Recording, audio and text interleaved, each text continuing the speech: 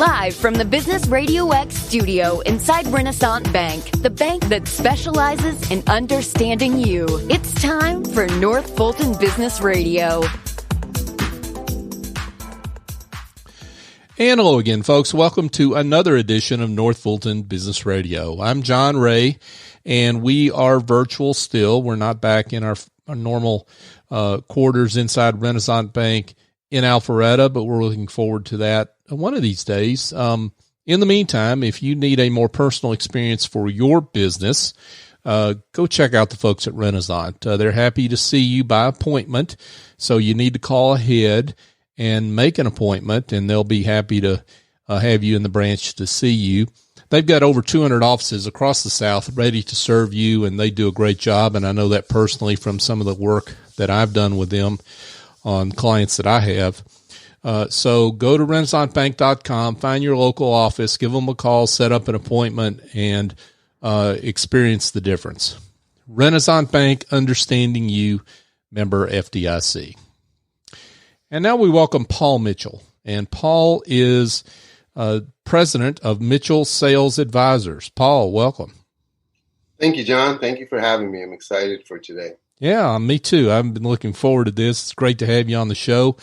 So why don't you give a quick rundown of you and Mitchell Sales Advisors? How do you serve folks out there? Yeah, thanks, John. I am an outsourced VP of sales. So as a guy who's been a sales leader for about 30 years, almost 2 years ago now, I decided to start my own business. And in doing so, I realized I had the ability to work with small to mid-sized businesses and sometimes larger businesses. I'm working with a $100 million company right now to help them with their sales process. And when I say that, it encompasses so many things. It can encompass compensation plans. It can encompass, just the structure of the organization and how we move forward. So many businesses do such a great job of getting to a certain place, but they have just kind of left behind the expertise needed to create a foundation to move their sales forward and actually grow exponentially. And me and a team of advisors across the country that do this focus on trying to do that with our businesses. And it's rewarding. It's rewarding to help people get over that hump and teach them the things that they need to know. And the only reason I know it is because I've done it for 30 years. I've worked with various companies and actually helped those companies grow, and some companies actually sell profitably. So I'm really happy and fortunate to be able to do this. It's encouraging, and it's allowed me to meet wonderful people like you through this mission, through my work, as well as some of the other things that I'm doing to help others. So I'm excited and appreciative for what I'm doing, how I got here, and I'm excited about doing this and talking to you today. That's great. Now you've got a special. Not that sales is not a special mission, because that's a special mission for sure. But your day job supports an effort that's really important to you, and that's really our theme today. Is authentically addressing race in the workplace, and you talk in terms of a life in black and white. Why don't you tell folks a little bit more about what that means to you personally? Absolutely. Thank you, John. Mm-hmm. So my sales career has kind of springboarded me to a place where I can start talking about kind of my experiences throughout my life. And what's happened, and a lot of people ask me, what does a sales leader know about diversity? And a lot of it's just my experiences and my life in business, my life in social justice, my life just personally, and who I've become. When I say a life in black and white, what I mean is I'm a product of a white mom and a black father from Minneapolis, Minnesota.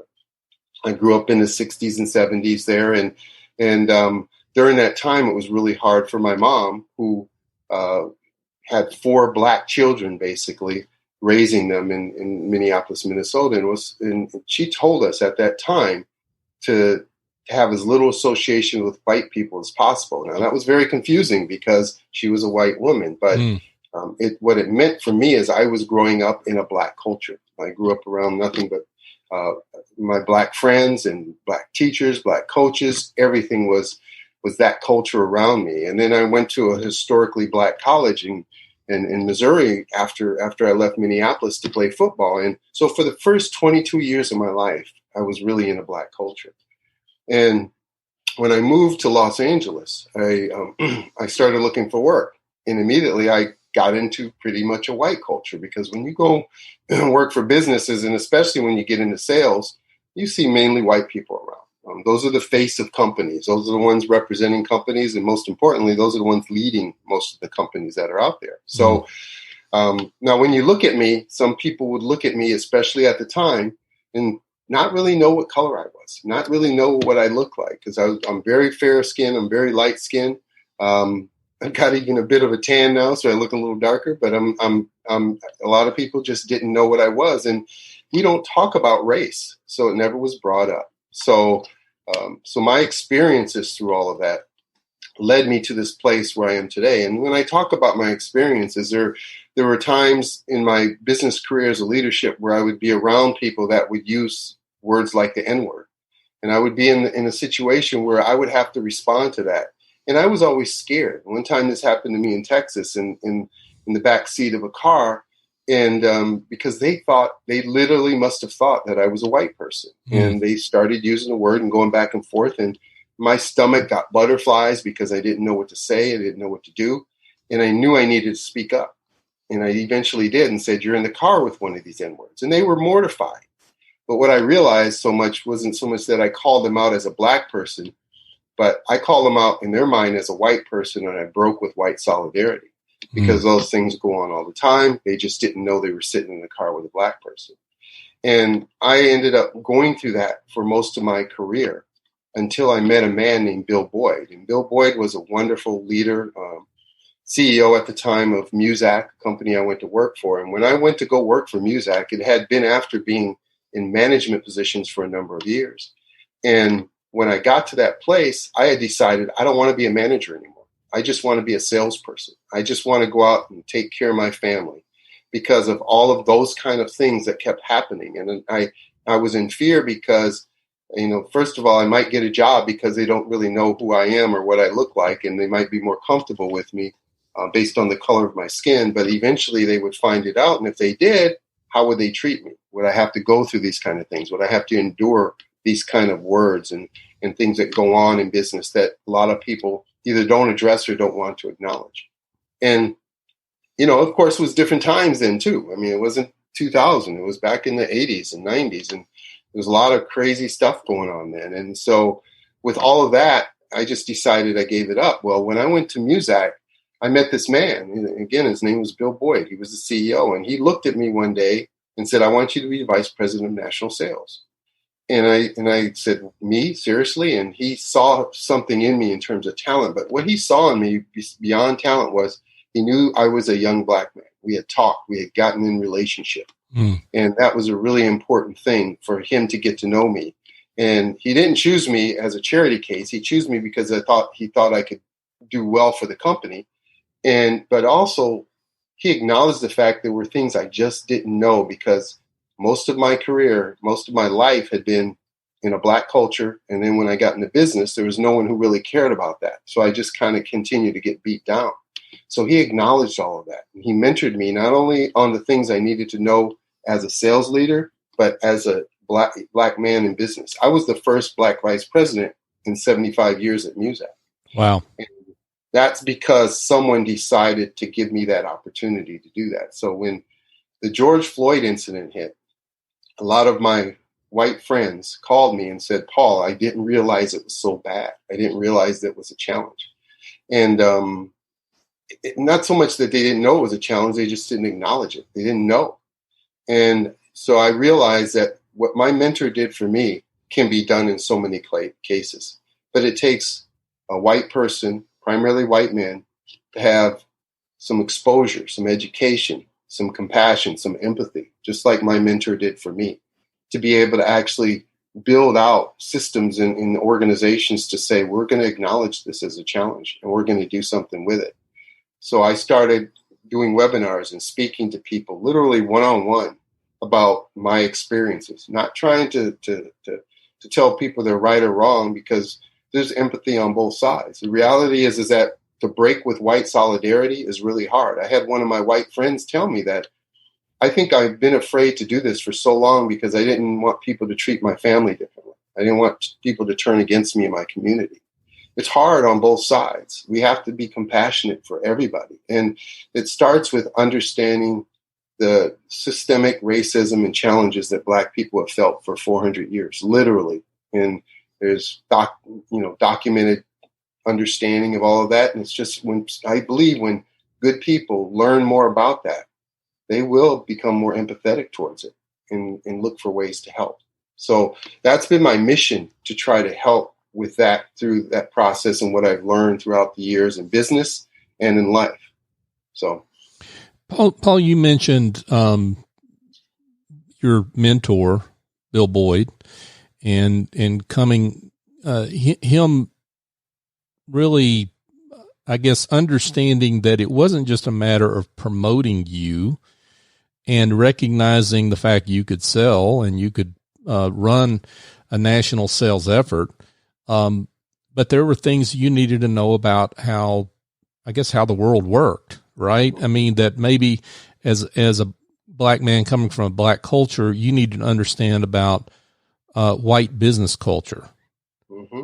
Talk a little bit more about that, because, I think folks think if I just give, rising Black entrepreneurs and business people the opportunity, they should take advantage of that. Yeah.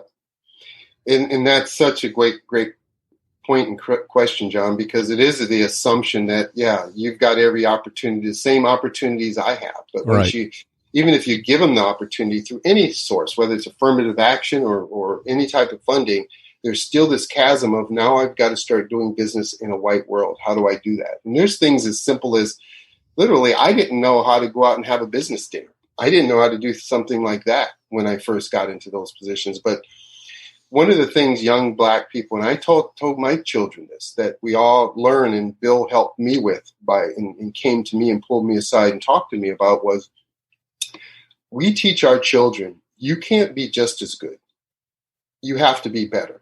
So I talked to a young man last week who's a leader at a big company, a big technology company. And he says, I know I have to be 15, 20% better than everybody else here on the leadership team. I'm the only Black leader and I have to be better, else no one else will ever get a chance. And I'm measured that way. Mm. And that's where we all go into those situations. So I would be sitting in a room in a board meeting there at Muzak, and I would get so argumentative trying to make my point, because I wanted to prove to everybody I belonged. I wanted to say my way is right, do it my way. And because of all of that ingrained in me, that I have to be better than these people sitting at the table, I became a person who wanted to always be right.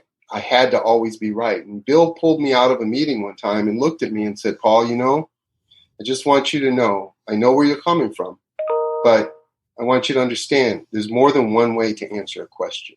There's more than one way to solve a problem, like that. And he didn't say, Paul, you don't always have to be right. He didn't scold me. He just said, there's more than one way to solve a problem. And for me, that was really profound. It helped me understand and take a step back and say, this isn't about me. This isn't about all the things that I've endured, the challenges I'm feeling. In this culture, in this business world, you don't have to always be right, and you don't have to prove yourself all the time. And that was, for me, profound. That changed things for me and helped me understand exactly what that meant. So things like that he would do to me and call me on things he knew that were challenging.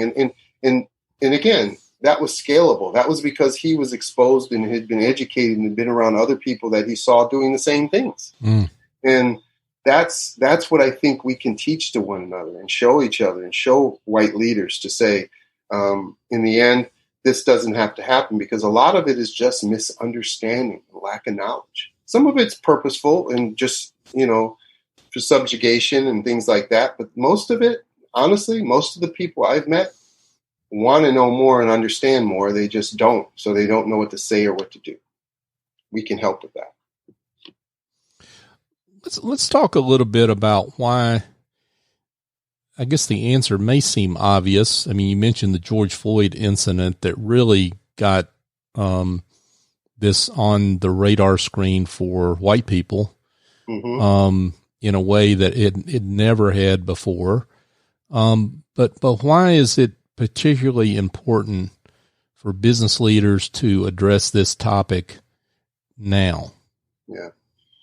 Well, that's such a great question, John, because it's always been important for business leaders to address this topic. My mentor addressed this with me back in the late 90s, early 2000s. So it's always been important. And for me, it's interesting because and I have a lot of white friends that do some amazing work. I do a lot of social justice work. Before the pandemic, I used to go to juvenile detention centers. Used to work with Homeboy Industries, where I'm volunteering to work with young men. But I used to coach football in Compton, California, predominantly Black areas, where I was going in to try to help lift these young Black people up and trying to help young men and Black and brown, to be able to see their worth and understand that just because you grew up in a gang territory, it doesn't have to define you. It's really hard, and nobody knows what that's like until they've been through it. And Father Greg Boyle, who runs Homeboy, said, just let's get in relationship with people. And I learned that, and I started applying that to my business as a business leader, doing things with the people in my organization and giving them the tools, being more of a servant leader just because of that work I was doing. But at the time, it never occurred to me that, the real issue here is white people need education. I can go out and lift up all the Black people I can, but eventually they're going to get to a point, even if they do go to college and get out, they're still going to face this same challenge unless we help white people understand what all this means to them and what they've been through. The kids I coached in Compton, one of them went to college and got a degree and came out and still couldn't really find work, wasn't given chances, wasn't able to even compete.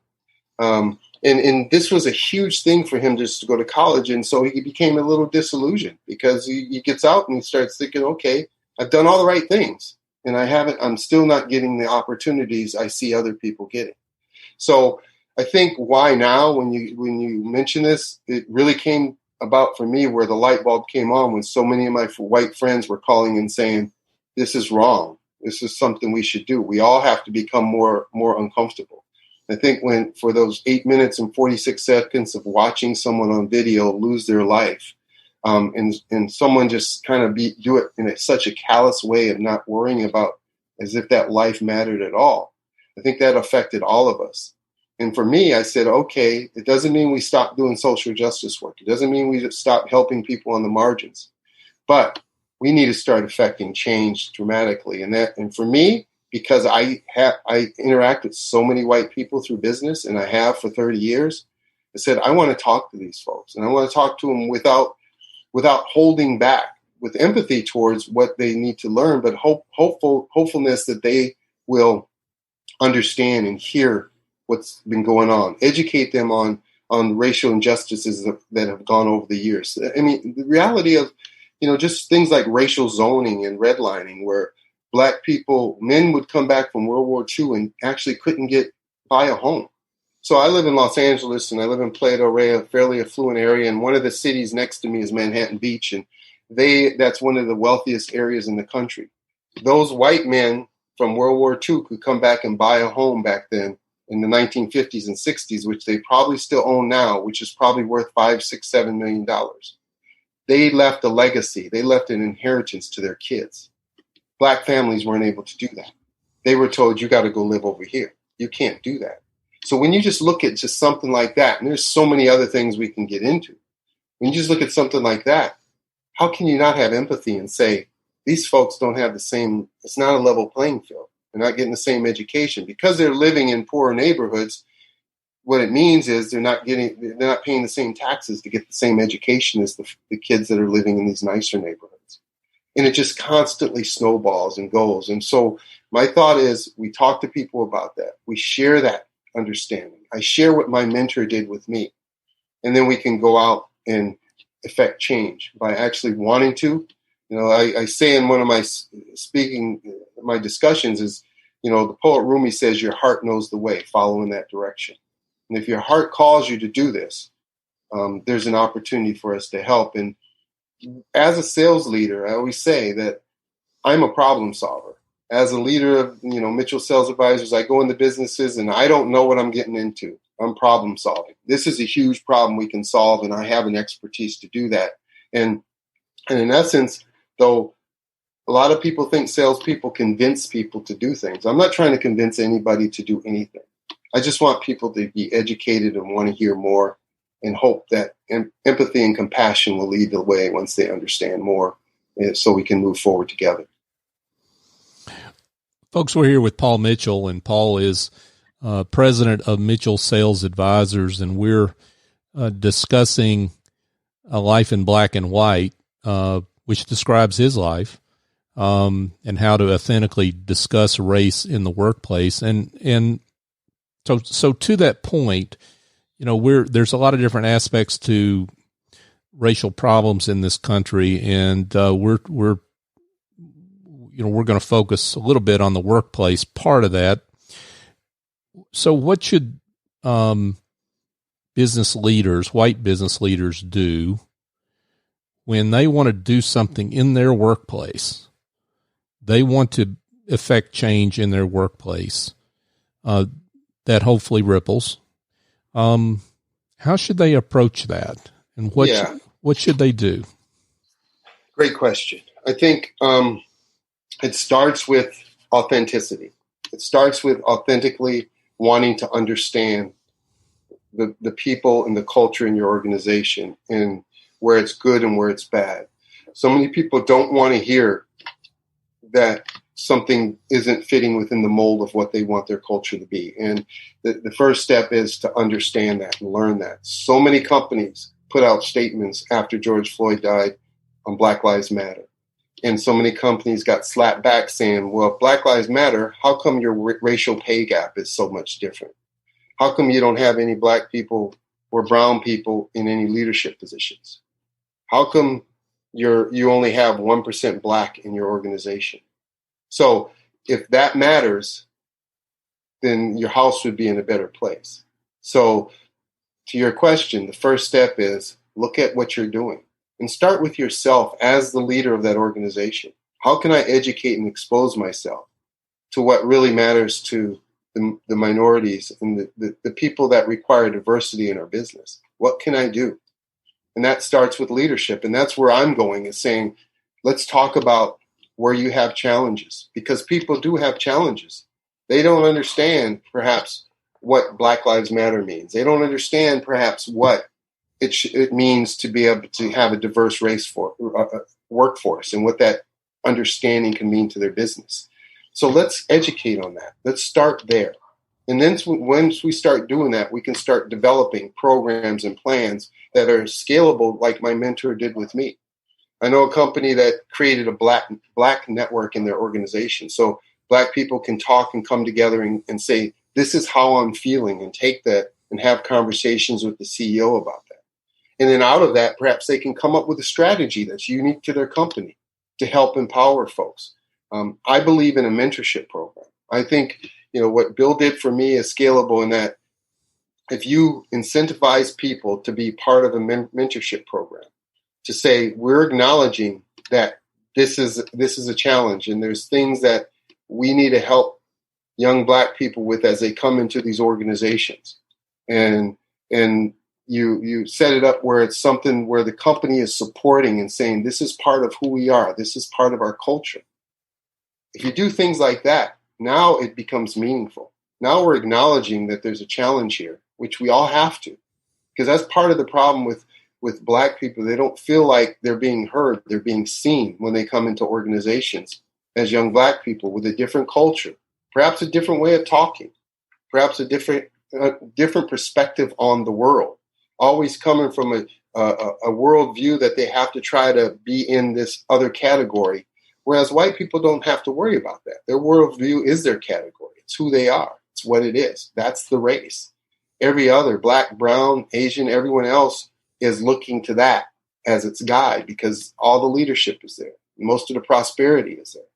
Everything is there. So it's understanding that perspective in a business will help us along and help everybody build that. So I think those things, those kind of ideas and thought processes unique to each business based on the strategy of just hearing and listening and exposing yourself will create outcomes. And a lot of that will just create empathy. And I do believe that if leaders don't do this, they might not care about that 1% or 3% Black people that don't want to work for their organization.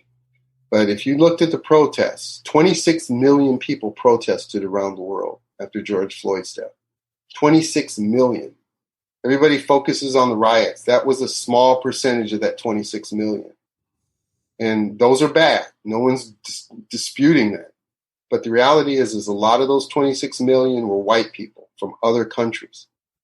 Young white people are looking at this and saying, I don't want to work in companies that are like that anymore. I don't want to be in those cultures. That's not something that I want to be a part of. And these young people are choosing to do what they want and work where they want, where they see that these things are excelling. And, the Boston Consulting Group came out with a study recently that this kind of diversity, and this was across the world. They surveyed 1,700 companies across the world and said this kind of diversity leads to innovation, and innovation leads to revenues. So they found increasing revenues in these companies that were becoming more and more diverse. And that's not just Black, it's brown, it's women, it's all of the things that bring us together as a melting pot we say we are when it comes to these things, but we're not like that in business. So not only will it hurt the culture if you don't do this, because I do think a lot of people not of color will start standing up against this and not want to work places they want to. But I also think it's going to impact their business, their revenue, if you keep stifling this. Because what happens when racial tension happens, people become fearful and they go to the place they're most comfortable, which completely stifles innovation. Yeah, and you mentioned that one study from Boston Consulting. There are multiple studies that show this, folks. So let's. I'm happy to take an email from anybody who wants to argue that point, because there's a lot of studies about this, whether it relates to S&P 500 returns or profitability or productivity or what have you. But let's go back, if we can, to just this notion of mentoring. What you're talking about, Paul, is going beyond, I guess, the multiple books on racism, the book lists that have come out that white people need to read, right? I mean, and as good as worthy as that activity is, you're talking about hands-on, let me roll up my sleeves and get to know a person or a number of people that are in my care, active mentoring. And I think some white folks typically come up with, hey, they might want to do it, but what they say is, I'm concerned I might say the wrong thing. Yeah. Right. Absolutely. So address that specifically, if you would.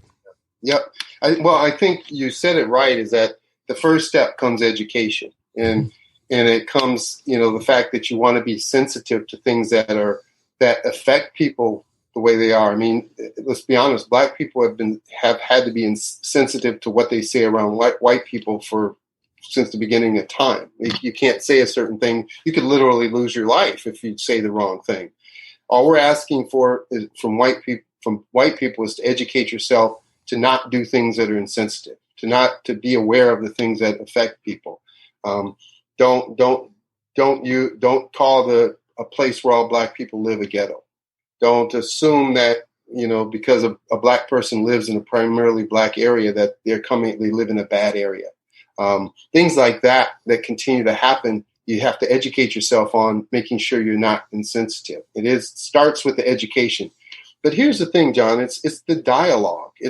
I'm more comfortable with you coming to me and saying, hey, Paul, I don't understand that. I've had so many white people. I've had such great conversations saying, I don't understand why people say all Black Lives Matter. I want to understand why you wouldn't say all lives matter. Help me understand that. You ask that question and you want to listen authentically and hear and wait for the response, not already have a response in your head, but listen to the response and acknowledge it and care about it. That's where the relationship starts and mentoring becomes easy. When my mentor was teaching me and showing me things, he would ask me questions about myself, and he would actually not tell me what he thought or cared. He wanted to hear what I had to say. He authentically wanted to listen. That's a trait. And, I was listening to Brene Brown recently, and she talked about how empathy is a learned skill. And that's what that really comes down to is I want to hear you because I want to put myself in your shoes. I want to know what it's like to be a Black person in this country. Tell me about that.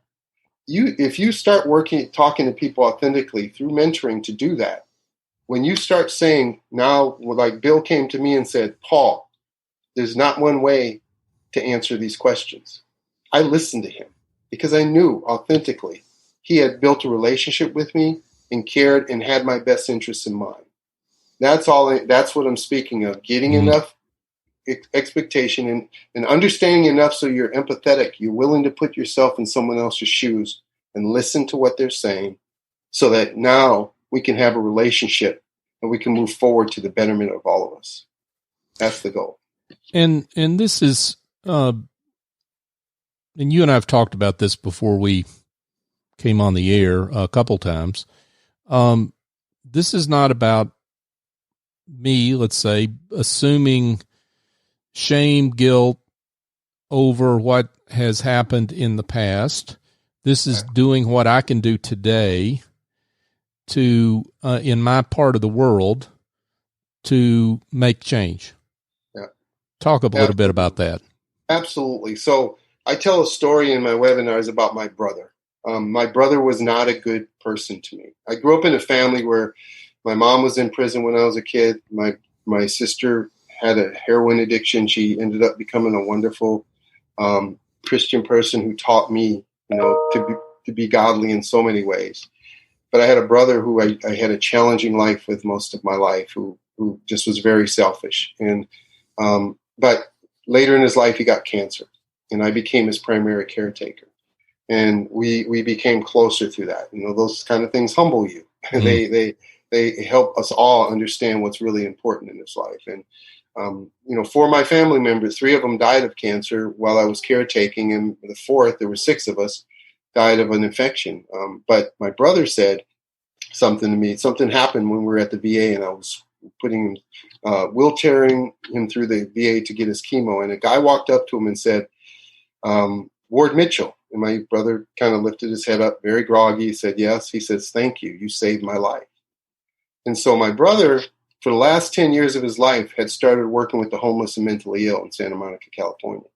He had found this man a home and a job, completely changed his life by doing that, by taking the time to do that.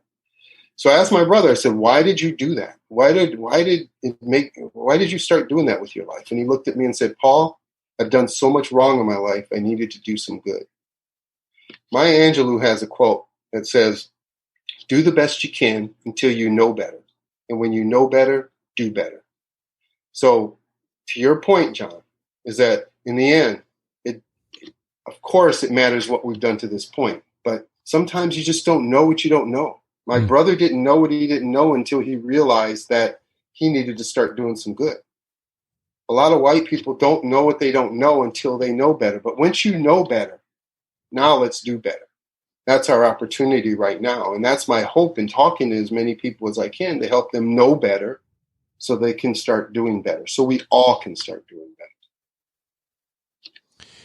Folks, we're here with Paul Mitchell, and Paul is president of Mitchell Sales Advisors, and he's on a special mission, and that is to talk about a life in black and white and how to authentically discuss and address race in the workplace, and how to make our world better in our little part of it. Paul, I want to talk about what you're doing specifically, because you're doing some great work out there, and you're really using your current business to support that work. So talk a little bit about how you're plugging in and how you're helping companies and individuals and some of that activity. Yeah. it's kind of what Father Greg taught me to do. Just start getting in relationship with people. So I've done a couple of webinars. Obviously, I'm doing a podcast with you. I want to start doing some podcasts where I have guests on and I can interview people. I'm setting up a website called A Life in Black and White, and it's lifeinbw.com. And still under construction. We're finishing a couple videos and then it'll be up. But the goal of all of that is to be able to kind of talk about that mentorship. So, for example, what I want to try to do is create a place where there's resources for people to come and talk about. There's a place where people can say, this happened in my business. What should I do? Kind of a blog post so that we can start being in relationship with people, like-minded people who authentically want to look for ways to change, but are looking for ways on how to do it. Let's start talking about what that means. I want to help people with that, whether it's an individual, and I've had so many amazing individual conversations, and I've had conversations with companies where I've went in and spoke to them. I've talked to alumni groups, and I can just constantly, my goal is to try to talk to as many people as I can to affect this. Literally, if someone calls me today and says, Paul, I want to learn more, I want to understand more, we'll have one-on-one conversations. So that's effective.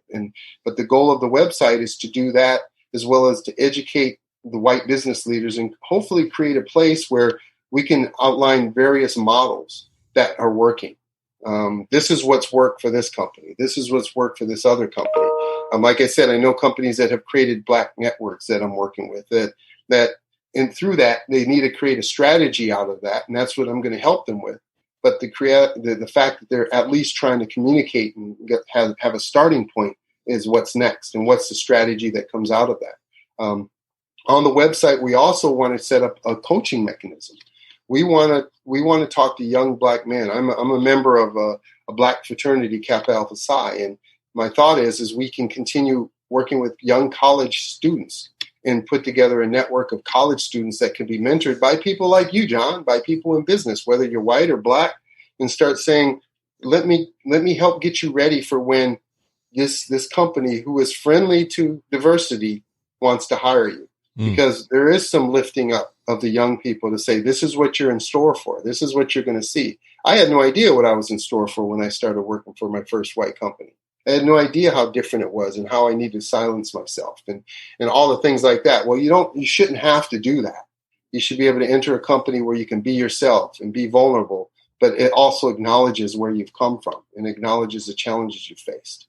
So I think the goal is to try to create this community of people that are willing to understand what young black men and women go through, as well as to be able to bring up young black people into those situations so we can marry the two of them together and build a better mousetrap. And, there's a network that I found called the Hidden Genius Network. It's a network, and it's pretty hiddengeniusnetwork.org. And it's pretty fascinating, where it's a place for young black men to go to so that they can actually find jobs in tech. Tech has 1% black in it. And part of it is just exposure. And so they can actually do exactly what I'm talking about in technology to partner these young black men with companies that want to hire young black people. Now, to your point earlier, wanting to hire them and actually helping them once they get there is the key. That's the challenge, because studies have shown through a number of wonderful HR people that I know that more black people leave after the first year of being in a company because they weren't successful. They were measured against their white peers and they weren't able to measure up because they had a cultural gap to try to fill while they were just trying to do the work. So it's not sustainable. And then, that white company raised their hands and says, well, we tried. Well, that's not what's the missing link here. The missing link is once they get there, we need to put a mechanism in place to ensure that they're as successful as their white counterparts, because they do have a gap to fill that the young white people don't. Yeah, there are two things I wish you would address, and one at a time, because they're kind of two different issues. I mean, one is that smaller company where you've got a devoted entrepreneur that wants to make a difference. Yeah. And then there's the company that maybe says, look, we're colorblind. We don't look at color. talk about the problems with that way of looking at the world. Yeah, I'll start with the big company. The big companies are way more capable of doing this.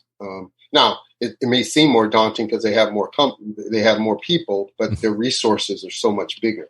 Sure. They actually have the opportunity to create methodology and scalable solutions that small companies can start modeling in small ways. So, but the concept of colorblindness always frustrates me because as soon as a black person, a white person walks in a room, they say there's a black person, there's a white person. Everybody acknowledges color. It just is what it is. And when we say we don't acknowledge color, we're actually going back to that place I was talking about earlier about being insensitive, because now I'm not appreciating your perspective. Because when you don't acknowledge color, what you're saying is everybody's white or everybody's going to live up to those white standards. That's what you're saying, because that's the standard. Let's be honest. I mean, when you look at magazines, you look at movies, you look at everything, it's primarily the white race. And that's what it is. So when you're colorblind, you're basically saying everybody's at that standard, which is just not the case. More black people grow up in poverty. Right? Just today, I mean, 5 times as many black and brown people are dying of COVID than white people. Mm. That's going to affect generations of people. I mean, their families and everything, and how that, that change in just the social environment, healthcare, all the stuff that went into that is challenging. So that black person walking in with that white person has went through and has a whole different perspective. So when you say you're colorblind, you're kind of dismissing the fact and the pain and the challenges that black people feel versus white people, lumping them all in the same category. It's just simply not fair.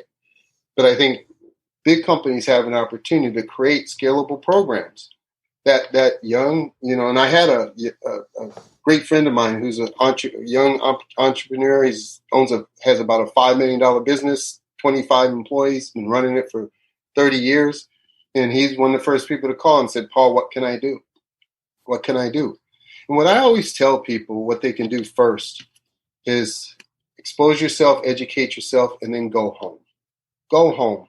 A great friend of mine in HR, Margaret Hinch, she owns Saltlands Consulting. She said to me, she sat in a diversity training, and there was all white people in the audience. And at the end, they all said, what can we do? Can we go out and help in the black community? Can we go mentor somewhere? Can we do this? And the instructor said, just go home.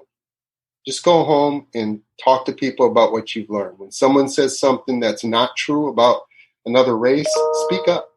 Don't be afraid. Educate yourself on what that looks like. And then you can start showing authenticity in everything that you're doing. You'll start seeing how it bleeds over in your work. And here's the thing that I believe, that if you start doing this in your company, in your cultures, it's going to bleed into your home. After my mentor started doing this with me, I started becoming a much better person.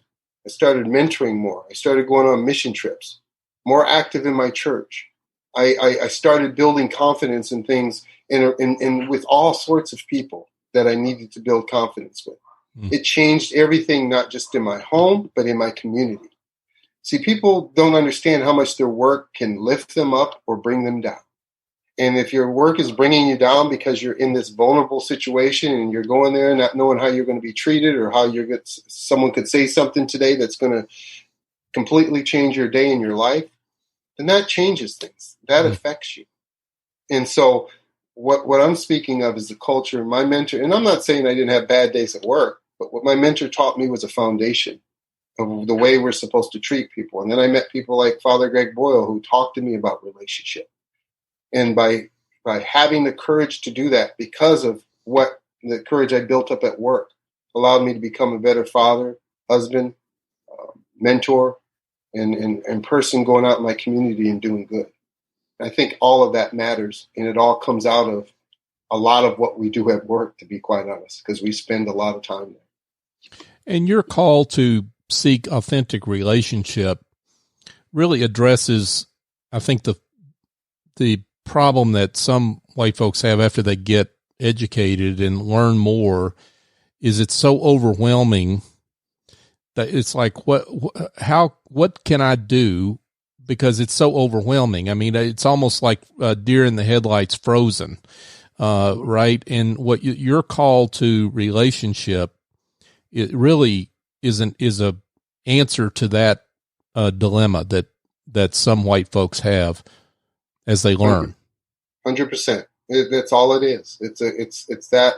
It's getting to know people. It's us. It's like when I would go down to Homeboy and sit and get to know these gang members. I was never a gang member. I came up in a challenging environment, but I don't know what it's like every day to wake up and get beat up until you decide to jump into a gang. I have no idea what it's like to be 13, 14 years old and have that kind of pressure on you, or your parents to be already in a gang.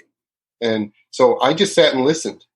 And by listening, I became empathetic and I started understanding.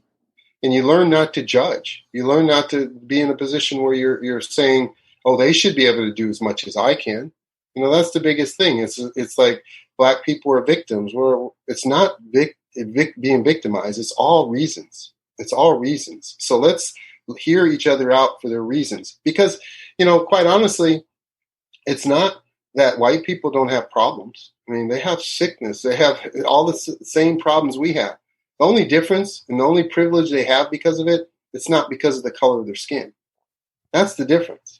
And so when we acknowledge that Black people and brown people have challenges because of the color of their skin, not because we all don't have different problems, that we start seeing our way to empathy. We start understanding. Like I say, my kids grew up in a nice area and didn't have to join a gang. They just didn't. They weren't even exposed to it. And there's so many kids in Los Angeles like that, not like that. But I chose to go out and find the ones that did so I could learn and understand and see where I could be empathetic. And that's what we're supposed to do. And we can start with our businesses. I mean, let's be honest. These people are coming into our work. They're part of our team. Let's do that there. Imagine if we just do that there and we treat people that way in our businesses, how much more we'll get out of them and how much better our culture at work will be and our communities will be. Wow, this has been awesome. Paul, I could go on chatting with you for quite a while, but we probably need to give people what I hope they're waiting for, which is how they can get in touch with you if they'd like to learn more and maybe have you speak or have you help them in some way as they navigate their own business situation. Yep. I'm on LinkedIn. Paul Mitchell, Mitchell Sales Advisors, powered by Sales Acceleration. My email address is pmitchell@salesacceleration.com. My telephone number is 310-946-9287. I am open to anybody calling me and reaching out and talking to me about this. I give a lot of that information out just because that's the way we get in relationship with people. We can't hide behind a bunch of other things, and we have to start talking. And I'm willing to talk to anybody about this. It's fascinating, the number of people that have reached out to me and told me their stories of how they're learning and working through this. And you said a word earlier, John, that's so impactful, is shame. It's like, don't feel shame. Don't feel bad. I've had people call me saying, I'm ashamed. I am ashamed. And it's, again, like Maya Angelou said, when you know better, do better. That's all that matters. If you know better, and I'm so proud of the people that have reached out to me and told me their stories of how they're getting their kids involved and how they're understanding and how they're having these conversations. It's empowering. It's fascinating, and it's exactly the way our world is meant to be. It's how, quite honestly, God made us. So I'm inspired by that, and I'm hopeful that those conversations will continue going, and I'm opening myself up to do that as often and as many as possible. Wow. Inspirational words from Paul Mitchell, folks, Mitchell Sales Advisors, and a man on a mission with his work and a life in black and white. Paul, this has been great. Thank you so much for being with us. Thank you for having me, John. It was an honor. Yeah, appreciate it. Thank you so much. Folks, just a quick reminder that you can find this show on all the major podcast apps. Just search for North Fulton Business Radio and you'll find us. Yes, we're on all of them. I'm not going to mention one or two. We're on all of them. So check us out. And we'd love it if you'd subscribe and give us a great review, because it helps folks find the show. And it's not about me or the show itself. It's about our guests, because we make it about the guests, and because we want people to find about the work of folks like Paul and the other guests we've had over these some 270 plus episodes that we've done to date. We're also on social media, North Fulton BRX, on LinkedIn, Facebook, and Twitter, so connect with us there as well. For my guest, Paul Mitchell, I'm John Ray. Join us next time here on North Fulton Business Radio.